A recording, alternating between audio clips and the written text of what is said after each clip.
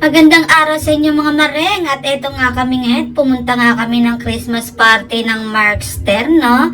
Dahil dito nga nagtatrabaho ang aking asawa na si Elvis Tererer at ayun nga yung aking anak, super kulit nga niyan, nililibot niya na naman ang buong yung buong pinagsaselebrate ng Markster party, Christmas party nga pala yung mga mareng at ayan nga, food trip kami dyan. At syempre may mga pa-games nga na naganap. Ayan, mga naglalaro nga sila dyan, no? Sabik nga sa mga premyo ang ating mga gamers, no? Ayun, tingnan nyo naman, ang sasaya nila. Ako nga, hindi nga ako nakapag-games dyan dahil nga binabantayan kong aking anak na si Alaskid na super kulit. Tingnan nyo naman kung gaano kasaya ang pa-games na nagaganap dyan sa Christmas party ng Markster, no? Super enjoy nga ang lahat. Tingnan nyo naman ang mga nangyayari, no? Ang ganda ng mga pa-games niyan dahil super nakakatuwa ang mga palaro nila.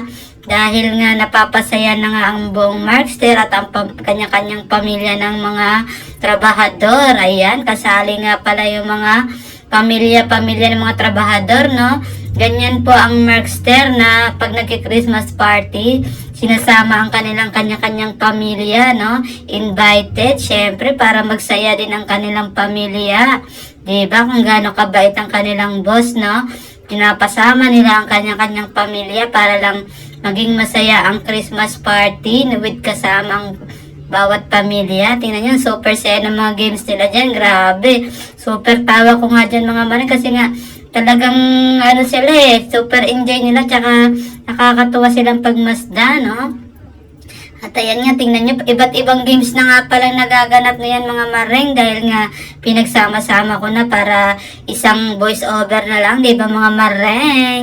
So kaya medyo nakapass forward na nga yan dahil nga super haba rin ang ating video dito sa ating vlog mga mareng. Kaya yan, pagmasdan nyo na lang kung ano yung mga pag-games na nagaganap dyan sa Christmas party ng Markster, no? Shout out sa Markster Dental Laboratory.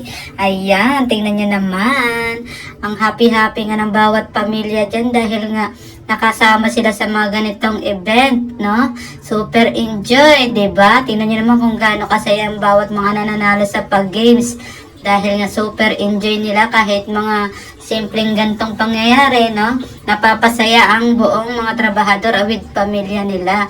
At ayun nga, naglaro nga sila dyan ng nilalagay na coin sa ulo mga mareng. Tingnan niyo naman yung mga itsura nila dyan na hindi na maipinta kung paano nila may bababa yung coins para lang manalo sa pag-games. Tingnan nyo naman yung aking anak, oh. Ayaw nyo nga umayos. Tingnan nyo naman si Yojo, diba?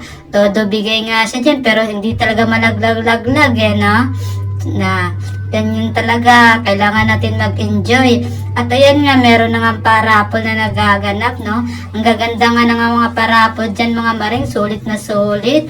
Kaya pag dito ka talaga nagtrabaho, hindi pwedeng wala kang maiuwi dahil lahat yan meron mga mareng. Ganyan kabait ang kanilang mga amo. So, kanilang boss, diba? Gusto ng mga amo nila, lahat sila ay mapapasaya. Hindi pwedeng uuwi sila ng walang bit-bit. Kailangan laging may bit-bit. At ayan nga, nanalo nga dyan yung aking asawa ng flat screen TV, Smart TV na Samsung 55 inches. Pag siniswerte nga naman mareng. Samsung.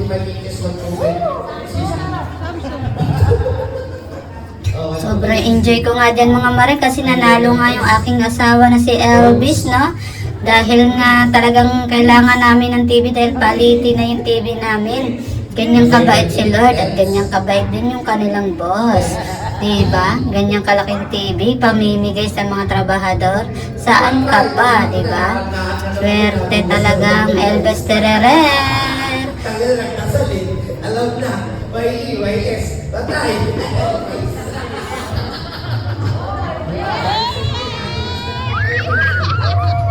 Ayan nga, super happy nga kami dyan dahil nga nanalo siya ng TV, diba? Sino ba namang hindi sasaya kung ganito kalaking TV ang mabibigay sa iyo? Super blessing talaga mga mareng.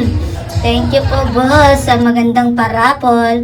At ayan nga si Jojo, dumidiskarte.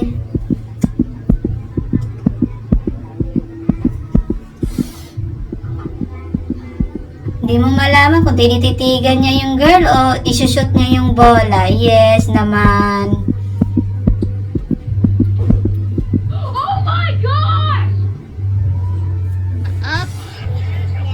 Yan nga yung anak ko, nagpakitang gilas nga dyan mga mareng.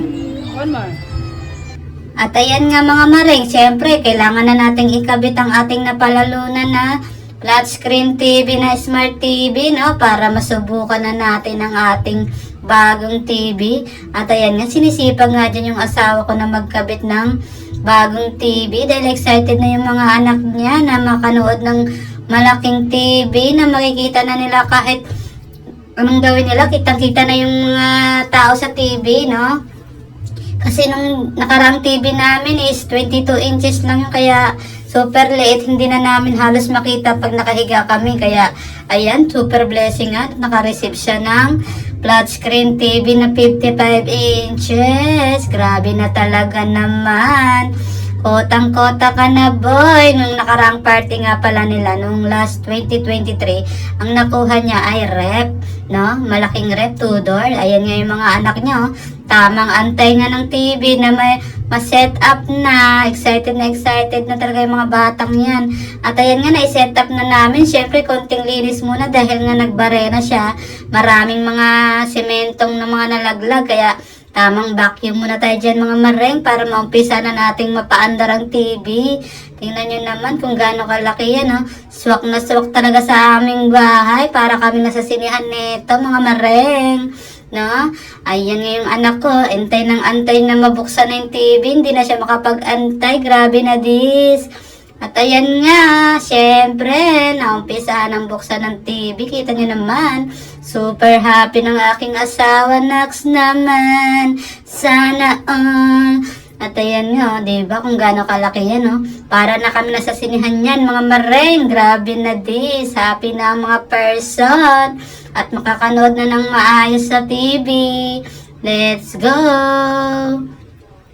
At ayan nga yung aking anak na si Ala. So, enjoy na enjoy siya sa panonood, no?